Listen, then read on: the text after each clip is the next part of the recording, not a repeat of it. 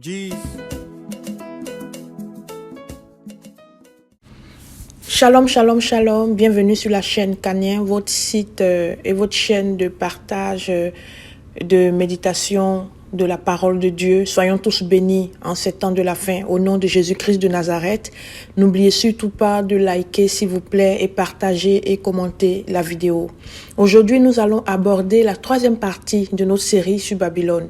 Selon le chapitre 18 de l'Apocalypse, Babylone la Grande est la mère, la terre maternelle, la source de l'impudicité, la prostitution et de tout ce qui est idolâtrie sur la terre. Toujours selon l'Apocalypse, Babylone la Grande est un repère d'esprits impurs et d'oiseaux odieux. Babylone la Grande a un luxe puissant et exerce l'impudicité avec violence. Au chapitre 17 de l'Apocalypse, Babylone est présentée comme la grande prostituée qui est assise sur les grandes eaux, avec qui les rois de la terre se sont livrés à l'impudicité. Elle est aussi présentée comme une femme assise sur une bête écarlate, pleine de noms de blasphème, ayant 7 têtes et 10 cornes. Le même chapitre explique que les 7 têtes sont des montagnes et les 10 cornes sont des rois. Dans cette vidéo, nous allons identifier cette Babylone en 2023 dont parlait l'apôtre Jean en 90 après Jésus-Christ. Pour rappel, Babylone a été fondée par Nimrod, descendant de Couche, au temps très ancien après le déluge. Selon l'ouvrage de Jean Bottero, historien français, qui s'intitule Babylone à l'aube de notre culture, et de l'ouvrage La Mésopotamie de Gilgamesh à Artaban de Bertrand Lafont, Aline Tenu, Francis Johannes et Philippe Clancier, déjà au 3e millénaire avant Jésus-Christ, Babylone avait une position politique, économique et religieuse très importante dans le monde. Les détails sur la Babylone ancienne qui suivent sont tirés principalement de ces ouvrages. Au niveau politique, c'est le roi Sargon d'Akkad, appelé Sargon le Grand, qui fonde le premier empire babylonien de 2334 à 2279 avant Jésus-Christ. Il réussit, après une longue série de guerres, à faire de Babylone non seulement la capitale du pays entier, mais aussi à fédérer toutes les cités-États en un véritable empire. Il a même réussi à soumettre les contrées voisines telles que l'Iran et la Syrie, et plus loin encore à son pouvoir. Plusieurs rois importants vont succéder au roi Sargon, dont les plus célèbres sont le roi Hammurabi, qui a régné de 1793 à 1750 avant Jésus-Christ. C'est ce roi qui va faire écrire le Code d'Hammurabi, qui est un ensemble de 282 lois inscrites dans la pierre. Il y a aussi le roi célèbre Salmanasar V d'Assyrie. Ce dernier a régné de 727 à 722 avant Jésus-Christ. C'est ce roi dont parle la Bible en 2 Rois 17 et 2 Rois 18. C'est lui qui a attaqué Israël sous le règne du roi Osée, qui a déporté les Hébreux et les a remplacés par des populations babyloniennes et a fait ainsi disparaître 10 des 12 tribus d'Israël. Il y a aussi le roi Sennacherib d'Assyrie, qui a régné de 705 à 703, qui, dans 2 Chroniques 32, a attaqué le royaume de Juda sous le règne du roi Ézéchias. Il y a aussi le fameux roi Nabucodonosor II, qui a régné de 605 à 562. C'est ce roi dont parle la Bible en 2 Rois 24 et 25, qui a attaqué le royaume de Juda, qui a détruit Jérusalem et son temple et qui a fait captif les populations de Juda, dont le prophète Daniel et ses 3 amis. Nous avons aussi le roi Nabonide, qui est un roi qui a régné sur Babylone de 556 à 539. Et c'est ce roi-là, qui à partir de 553 553 avant Jésus-Christ, va co-gérer l'empire avec son fils aîné Belshazzar, dont parle le livre de Daniel 5. Et ça va être le dernier roi de l'empire, car sous le règne de Belshazzar, son fils et lui-même, les Mèdes et les Perses vont faire tomber l'empire. Au niveau de la vie sociale, les Babyloniens étaient un peuple conquérant, un peuple déchaîné. un peuple énergique et impitoyable. Ils organisaient chaque année des campagnes militaires au loin, non seulement pour abattre leurs ennemis et surtout les soumettre à de lourds tributs, mais aussi cette campagne concernait les États du Nord et de l'Ouest et s'étendait jusqu'en Palestine et même en Égypte. Ils avaient un esprit très impérialiste. Ils n'hésitaient pas à faire la guerre aux rois qui se rebellaient contre leur domination en refusant de payer le tribut. Ce fut le cas par exemple du roi Osée en 2 Rois 17 et 18 et le cas du roi Joachim. L'une des méthodes de punition avant d'attaquer à proprement parler était le siège qu'on pourrait appeler aujourd'hui l'embargo. À Babylone, en plus des relations maritales, il y avait des relations libres, hétérosexuels et homosexuels. Il y avait une organisation de prostituées de plusieurs catégories qui étaient mêlées parfois au culte d'Itcha, la déesse de l'amour libre et de la guerre. À Babylone, le pain et la bière étaient les repas de base. Les Babyloniens passaient des moments de détente dans des tavernes qui étaient aussi des lieux de prostitution. L'organisation des villes à Babylone était faite autour des temples. À Babylone s'est développée une certaine intelligentsia qui a développé les mathématiques, l'astronomie, l'écriture, la médecine et les traités divinatoires. En 539, après la chute de l'Empire, Babylone va devenir une satrapie, c'est-à-dire une division administrative principale, perse, lorsqu'elle tombe aux mains de Cyrus le Grand, Cyrus II. Elle va rester la division administrative la plus brillante et la plus riche, malgré l'invasion, et sera la ville la plus célèbre du Proche-Orient. Les Perses vont choisir la langue araméenne comme langue courante de l'Empire, langue qui était aussi parlée à Babylone.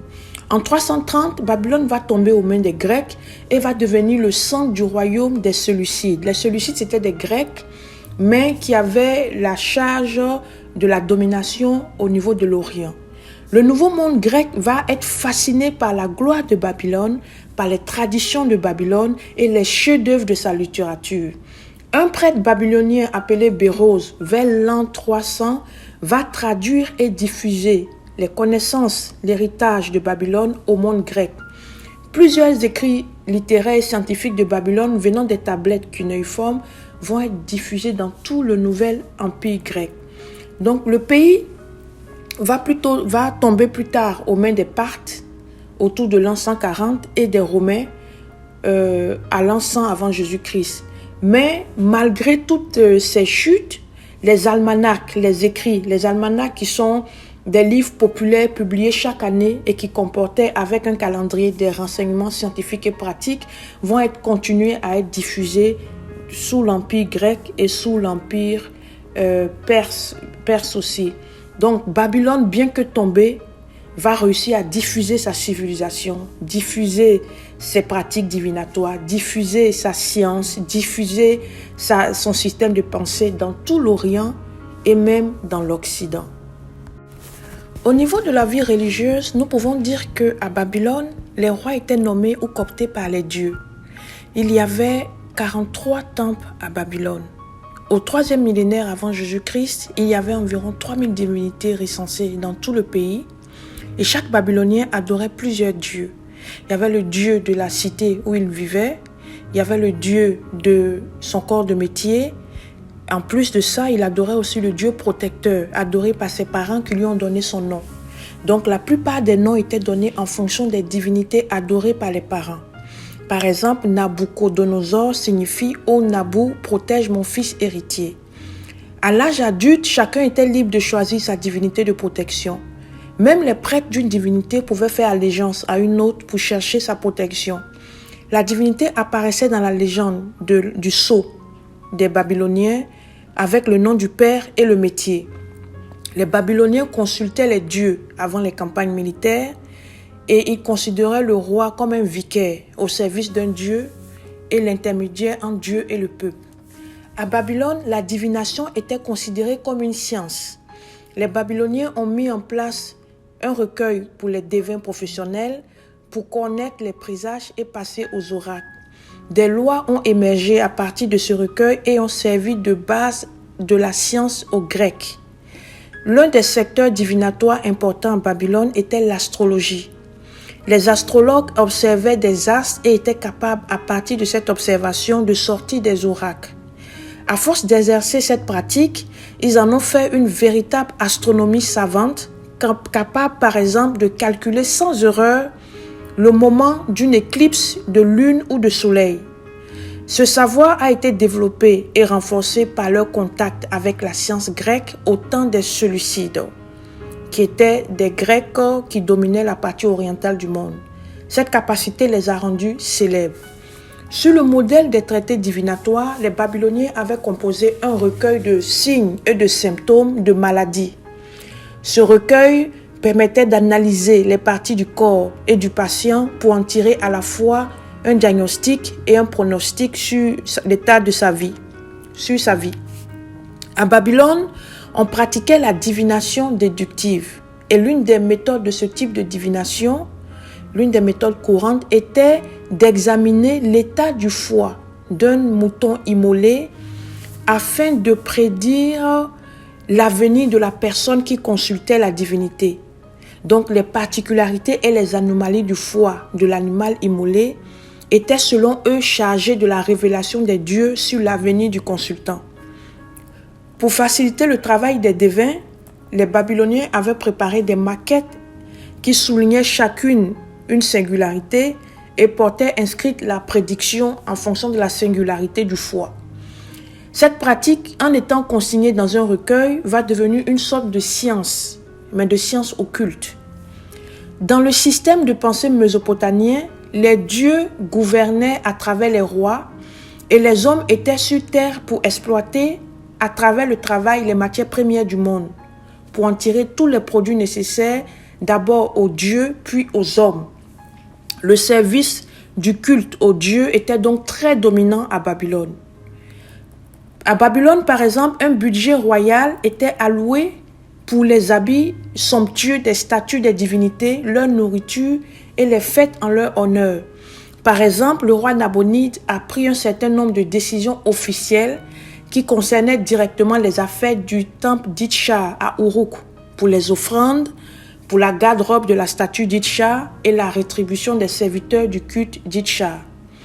Pour revenir aux divinités de Babylone, parmi les 3000 divinités recensées environ, qui étaient recensées à Babylone, les plus célèbres étaient la divinité An ou Anu, qui était le dieu du ciel et de la création, la divinité Enlil, qui incarnait la souveraineté, la divinité Enki, qui était le dieu de la sagesse et de la magie, la divinité Sin, qui était le dieu de la lune, la divinité Baal, ou Bel, ou Marduk, ou Utu, ou Shamash, selon les langues, qui était le dieu de la justice et du soleil, la divinité Itchar, ou Inanna, ou Akera, ou Ashera, ou Astarte, ou Semiramis, ou Delebat, qui était la déesse de l'amour libre et de la guerre, la divinité Nabu, qui était le dieu de la sagesse et de l'intelligence, et la divinité Tammuz, qui est le dieu de l'abondance et de la fertilité. Parmi ces principales divinités, comme je dis, il y avait aussi Nergal, qui était le dieu des enfers, de la mort et de la peste. Et selon la mythologie, Tammuz était aussi appelé Bel, Marduk était aussi appelé Bel. Tammuz, selon certains historiens, dans la mythologie, était considéré comme le conjoint d'Itchar, même si, selon la mythologie, Itchar était la déesse de l'amour libre et était l'amante de Marduk. Donc, il y a comme parfois, dans certains livres, une confusion entre le dieu Marduk et le dieu Tammuz. Les deux portent le nom de Bel, et certains vont rattacher Itchar à ce dieu-là, Tammuz, d'autres au dieu Marduk. Maintenant, revenons à Itchar, parce que dans le culte d'Itchar, il y a une information qui est très capitale pour rattacher la Babylone dont parle l'Apocalypse 17 et 18.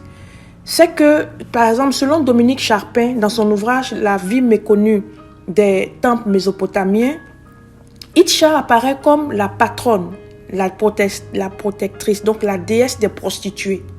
Et est même parfois décrite elle-même comme une prostituée. Parce qu'elle était présentée, selon la mythologie, comme l'amante du dieu Marduk, qui avait lui une épouse qui était la déesse Zarpanitoun. Et la protection d'Itcha s'étendait également à des hommes efféminés. Donc, on les voyait défiler pendant le carnaval qui avait lieu au mois de Tammuz.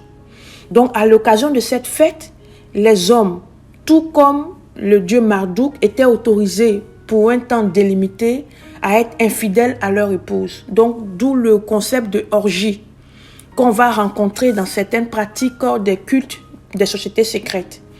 Certains historiens pensent que ces hommes étaient aussi des prostituées du temple d'Itcha.